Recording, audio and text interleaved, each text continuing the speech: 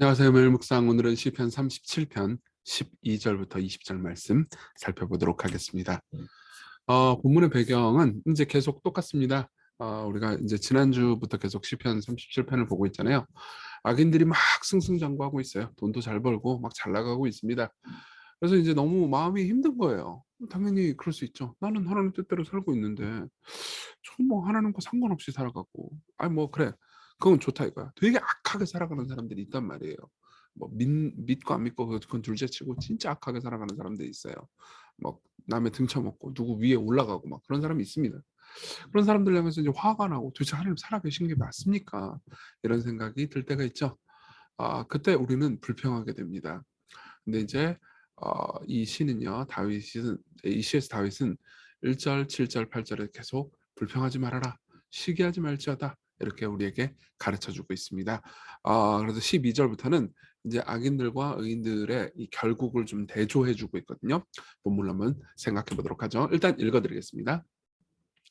악인이 의인치기를 꾀하고 그를 향하여 그의 일을 가는도다. 그러나 주께서 그를 비웃으시리니 그의 날이 다가옴을 보심이로다. 악인이 칼을 빼고 활을 당겨 가난하고 궁핍한 자를 엎드러뜨리며 행위가 정직한 자를 죽이고자 하나. 그들의 칼은 오히려 그들의 양심을 찌르고 그들의 활은 부러지리로다. 의인의 적은 소유가 악인의 풍부함보다 낫도다. 악인의 팔은 부러지나 의인은 여호와께서 붙드시는도다. 여호와께서 온전한 자의 날을 아시나니 그들의 기업은 영원하리로다. 그들은 환난 때 부끄러움을 당하지 아니하며 기근의 날에도 풍족할 것이나 악인들은 멸망하고 여호와의 원수들은 어린 양의 기름같이 타서 연기가 되어 없어지리로다. 아멘. 네, 본문을 좀 보겠습니다. 악인이 의인치기를 꾀하고 그를 향하여 그의 일을 가는도다. 그러니까 잘못한 게 없어요. 잘못한 게 없는데 악인들은 막 일을 갑니다. 막 무슨 이유인지 알지 못하지만 대부분 이제 자기 연민과 자기 자신의 자존심을 세우기 위한 의도겠죠. 그래서 의인치기를 꾀합니다. 그러나 하나님께서 그 모든 것을 보면서 비웃으십니다. 왜요? 하나님께서는 미래를 아시잖아요. 그 결국을 다 아시고 계획하시고 주관하시는 분이잖아요. 그러면서 그의 날이 다가옴을 보심이로다, 이렇게 얘기합니다. 여기서 그는 문법상 조금 복잡하긴 하지만 이 악인들을 가리켜요. 그러니까 악인들의 날이 옵니다. 악인들이 심판받을 그 날이요. 그 날이 결국은 여기서 많이 쌓아봤자 나중에 다 없어질 게 뻔히 보이잖아요. 그러면은 오히려 이런 생각이 드는 거죠. 예를 한번 들어보십시오. 옛날에 이 제가 기억에 남는 축구 경기가 있어요. 이제 2002년 월드컵 때, 그때 제가 이제 군대 갔다 온 지 얼마 안 됐을 때 20대 초반이었거든요. 그때 이제 이 저기 교회 형제자매들이랑 같이 월드컵을 축구를 같이 봤단 말이에요. 얼마나 재밌었겠어요. 근데 그때 이탈리아전이 있습니다. 이탈리아전을 우리가 2대 1로 역전해서 이겼어요. 근데 처음에 탁 이 첫 골을 우리가 먼저 먹었거든요. 그런데 나중에 두 골을 몰아 넣었단 말이에요. 첫 골을 딱 넣었을 때 그때 저는 라이브로 봤는데 얼마나 절망했는지 몰라요. 왜냐면 이탈리아는 정말 강팀이고 우리나라는 약팀이니까 첫 골 딱 먹고 나서 '아 이게 지겠구나. 결국 뭐 우리나라는 강팀이 안 되겠구나.'라는 생각을 하게 됐죠. 근데 결국 역전해서 너무너무 재밌었어요. 아니 나중에 이 저기 경기를 나중에 한참 지나고 나서 제가 재방송으로 본 적이 있었거든요. 근데 뭐 축구 선수들이 경기 잘하니까 재방송도 재밌더라고요. 근데 이제 그 한 골을 먼저 넣는 장면을 본 거예요. 그때 이제 비엘이라는 선수가 탁 막 탱크같이 막 가 가지고 막 빵 쏘니깐 한 골 탁 먹더라고요. 그걸 보면서 제가 경기를 처음 볼 때, 그러니까 미래를 모를 때는요, 막 절망했거든요. '아 진짜 우리나라가 지겠구나.' 그랬는데 이제 두 번째 보니까 여유로운 거예요. '그래. 아이고 네가 한 골 넣었구나. 근데 너의 날이 인제 다가오는 것을 내가 보인다. 너는 인제 절망할 거야.'라는 생각이 들죠. 그 실제로 마지막에 그 경기 마지막 부분에 보면은 그 비에리가 막 통곡하는 장면이 보이거든요. 물론 비에리가 악인은 아니지만 어쨌든 간에 비유하자면 이렇죠. 그가 승승장구하는 것처럼 보이지만 결국은 하나님께서 심판하실 날이 있을 거다. 하나님께서는 그 미래를 다 아시고 보시는 분입니다. 그러면서 14절, 악인이 칼을 빼고 활을 당겨 가난하고 궁핍한 자를 엎드러뜨리며 행위가 정직한 자를 죽이고자 하나. 그들의 칼은 오히려 그들의 양심을 찌르고 그들의 활은 부러지리로다. 무슨 말입니까? 악인이 칼을 빼고 막 죽이려고 해요. 근데 그 칼이 결국은 자기를 찌를 거라는 거죠.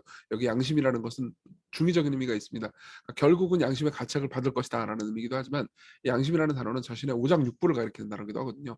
그러니까 그 칼이 자신을 향할 것이다 라고 이야기를 하는 거죠. 그러니까 악인들은 패망할 거다, 이런 이야기를 해주는 겁니다. 반면에 의인들은 어떻죠? 의인들의 날은 의인의 적은 소유가 악인의 풍부함보다 낫도다. 지금 뭐 그러니까 빵점이에요. 예, 한 골도 못 넣었어요. 근데 미래를 다 아시는 하나님 입장에서는 훨씬 낫다 이거죠. 악인의 팔은 부러지나 의인은 여호와께서 붙드실 거다. 그렇죠? 팔은 이렇게 뭐 보세요. 강한 힘이 막 당겨진다고 해보세요. 이 활에. 그럼 어떻게 되죠? 이 반대쪽으로, 이쪽으로 안 하고 이 반대쪽으로 강한 힘이 당기면 결국 부러질 거 아니에요. 근데 강한 힘이 이렇게 막 해도 하나님께서 뒤에를 탁 붙잡고 계신다고 생각해 보세요. 예. 그러면 안 부러지죠. 그렇죠. 그런 것처럼 나한테 막 강한 힘이 막 저기 와가지고 이거 내 팔 부러지겠다라고 할 만한 상황에서도 하나님께서는 내 팔을 꼭 붙잡고 계세요. 그렇죠? 이걸 생각하세요. 이 이미지를 한번 생각해 보세요. 그래서 여호와께서 온전한 자의 날, 아까 보면 이제 악인들의 그의 날이라고 그랬잖아요. 근데 반대로 이제 온전한 자의 날이 나오는 거죠. 나를 아시나니 그들의 기업은 영원하리로다. 점점 더 부유하게 될 겁니다. 그들은 환난 때 부끄러움을 당하지 아니하며 기근의 날에도 풍족할 것이나 악인들은 멸망하고 여호와의 원수들은 어린 양의 기름같이 타서 연기가 되어 없어지리로다. 제사 지내면은 어린 양을 딱 도살한 다음에 그 기름 나온단 말이에요. 그 기름 다 타서 없어질 거 아닙니까? 그렇죠? 그런 것처럼 흔적도 없이 사라질 거다. 이렇게 이야기를 하는 거죠. 적용을 해봅시다. 우리 하나님께 투자합시다. 악인들이 막 잘 되는 것처럼 보면은 막 되게 답답할 때가 있고, 나는 하나님 뜻대로 살아서 이게 기도하고 성경 읽느라 내 투자에 신경을 못 썼어. 그래서 나는 다른 사람은 다 부유해지는데 나만 가난해진 것 같이 느낄 때가 있잖아요. 근데 보세요. 고린도후서 4장 8절은 이 시가 말해주는 말을 요약해서 잘 설명해 주는 것 같아요. 우리가 사방으로 우겨쌈을 당하여도 쌓이지 아니하면, 그렇죠? 하늘은 뚫려 있잖아요. 근데 그 하늘에 계신 하나님은 내 편이란 말이에요. 답답한 일을 당하여도 낙심치 아니하며 박해를 받아도 버림받지 아니하며 거꾸로 뜨림을 당하여도 망하지 않는다고요. 그렇죠? 팀 켈러 목사님은 이제 이런 이야기를 합니다. 성실하게 살며 열심히 일해도 손에 들어오는 게 적을 수도 있습니다. 여러분들 중에서 많은 분들이 그런 생각을 할 겁니다. 하지만 세상의 물질은 쉽게 상하고 무너지며 죽음 이후의 삶에 아무 도움이 되지 않습니다. 그러므로 절대로 손해날 염려가 없는 투자처는 하나님과 그분의 변치 않는 사랑뿐입니다. 절대로 손해날 염려가 없는 투자처래요. 그 투자처가 뭐라고요? 하나님과 그분의 영원한 사랑이요. 하나님과 그분의 영원한 사랑. 절대로 손해낼 리가 없습니다. 예. 우리는 영원한 부를 이미 가진 겁니다. 둘째로는요. 악인에게 핍박을 받으신 우리 구주를 바라보는 겁니다. 여기 보면은 의인이 막 악인에게 너무 고통을 당하잖아요. 그렇지만 예수께서는 그 모든 고통을 다 당하셨어요. 우리보다 훨씬 더 심하게 당하셨습니다. 우리 삶에서 내 삶이 잘 되는 게 아무것도 없어 보여. 그분의 삶이야말로 잘 되는 게 아무것도 없어 보였죠. 의인 치기를 꾀하고 그를 향해 이를 가는 악인들의 음모를 예수님은 경험하셨습니다. 적은 소유 정도가 아니죠. 아무 소유가 없으셨죠. 그리고 부끄러움을 경험하셨습니다. 모든 걸 가지시고 모든 영광과 존귀를 받아 마땅한 분이요. 그러나 그분은 십자가의 날에 오히려 어린 양의 기름같이 타서 연기가 되어 없어지셨죠. 아까 20절을 보면 뭐라고 돼 있어요? 악인들이 어린 양의 기름같이 탄다고 그랬잖아요. 근데 예수님은 악인이 아니었습니다. 완전한 의로운 분이었죠. 근데도 불구하고 어린 양의 기름처럼 타서 연기가 돼서 없어지셨어요. 아니 그분이 하나님의 어린 양이었죠. 그분이 속죄 제물을 되셔가지고 그분이 버림받으셨습니다. 그래서 어떻게 됐죠? 우리는 십자가를 통해서 엄청난 빚을 탕감받았습니다. 그렇죠? 그리고 부활을 통해서 엄청난 부를 보장받았죠. 여러분, 우리는 가난하지 않습니다. 여러분들이 무슨 뭐 전자화폐나 주식에 투자 못해가지고 내가 가난하게 됐다라고 생각할 수 있습니다. 여러분, 우리는 가난하지 않습니다. 정말이에요. 정말이에요. 우리가 영원한 미래를 볼 수 있는 눈이 있다면 지금 우리가 불평하는 것에 대해서 심히 부끄러워할지도 모릅니다. 우리 하나님을 신뢰합시다. 같이 우리 기도하겠습니다. 사람들은 계속해서 똑같은 기도 제목을 제가 들고 있죠. 사람들은 성공을 가졌지만 나는 하나님을 가졌습니다. 이걸 기억하세요. 이걸 기억하면서 넉넉한 마음 가지게 해주십시오. 그리고 우리가 땅에서 겪는 모든 일을 그리스도께서 이 땅에서 다 당하셨다라는 사실에 위로를 받게 하소서. 예, 여러분들이 어떤 고통을 당했든 그리스도께서는 그 고통을 당하셨습니다. 내 주님은 나를 아신다는 사실, 여기서 위로를 받게 하소서. 같이 우리 기도합시다.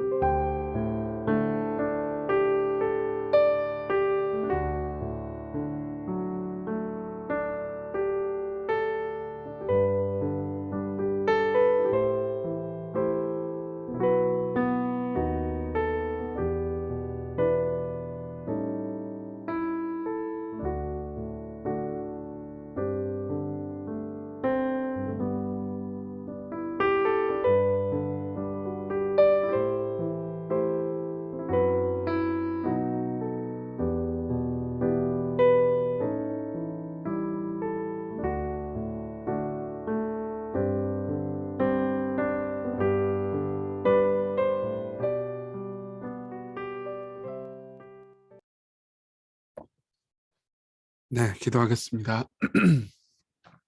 하나님께서 우리의 삶을 돌보시는 것을 믿습니다.